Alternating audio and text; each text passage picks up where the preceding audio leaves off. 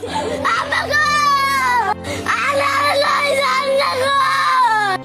আম্মু, ও আম্মু গো, কিল্লায় আরে একা করে গেছেন, আরে লই যাইতেন হারেন ন।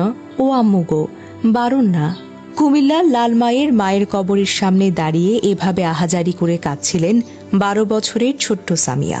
সামিয়ার মা মারা যাওয়ার পর তার জীবনে যেন অন্ধকার নেমে আসে। বাবা আবার বিয়ে করেন, নতুন সংসার, নতুন মানুষ, কিন্তু সেই নতুন সংসারে সামিয়ার জায়গা আর আগের মতো থাকেনি। স্থানীয়দের ভাষ্য অনুযায়ী সৎ মা প্রায় সামিয়াকে মারধর করতেন, কখনো কখনো তাকে 2 দিন পর্যন্ত ঘরে আটকে রাখা হতো। খাবার, স্নেহ কিছুই পেত না সে। একটি 12 বছরের শিশুর জন্য এটা শুধু কষ্ট না, এটা এক ধরনের নীরব নির্যাতন। সবকিছু সহ্য করতে না পেরে সামিয়া চলে যায় তার মায়ের কবরের কাছে, কারণ সেখানে কেউ বকাঝকা করে না, কেউ মারে না, কেউ তাকে অবহেলা করে না। সে বিশ্বাস করে তার মা এখনো তাকে শুনতে পায়, তাই কবরের পাশে বসে সে মা ডাকে, মাকে ফিরে পেতে চায়।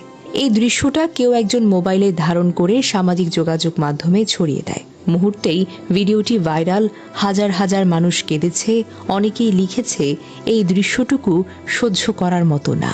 সব সৎমা খারাপ না, কিন্তু কিছু ঘটনা পুরো সমাজকে প্রশ্নের মুখে দাঁড় করিয়ে দেয়। এই পৃথিবীতে মাই একমাত্র মানুষ যে নিঃস্বার্থভাবে ভালোবাসে। সামিয়ার কান্না আমাদেরকে আবার মনে করিয়ে দেয় মায়ের শূন্যতা কোনো কিছু দিয়ে পূরণ করা সম্ভব নয়।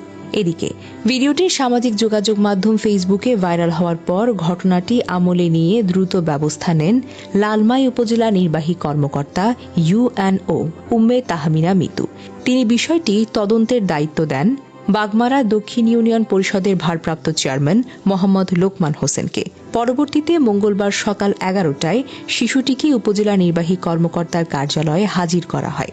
এ সময় উপস্থিত ছিলেন শিশুটির সৎমা আয়েশা আক্তার। তিনি দেশবাসীর কাছে ক্ষমা প্রার্থনা করে ভবিষ্যতে এই ধরনের আচরণ না করার প্রতিশ্রুতি দেন।